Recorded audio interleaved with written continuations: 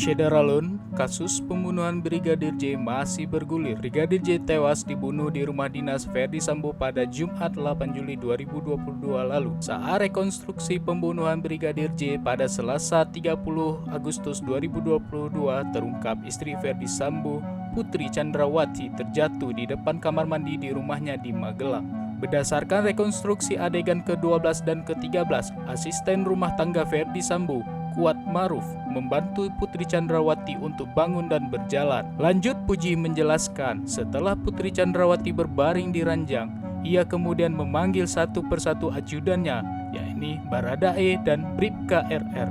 Diketahui kala itu Baradae dan Bribka RR sedang mengantar makanan untuk anak Ferdy Sambo yang sedang menempuh pendidikan di SMA Taruna Nusantara.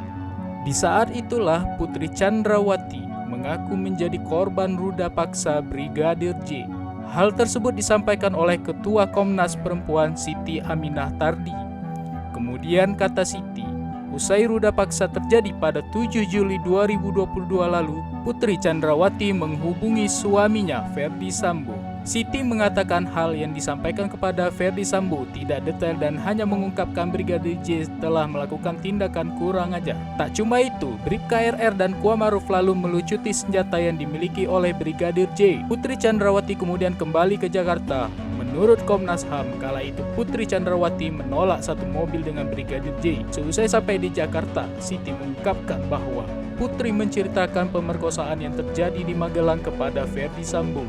Lebih lanjut, Siti mengatakan seusai sampai di Jakarta, Putri Chandrawati tidak pernah keluar dari rumahnya. Komnas HAM sudah terlalu kebablasan dalam menangani kasus pembunuhan Brigadir J.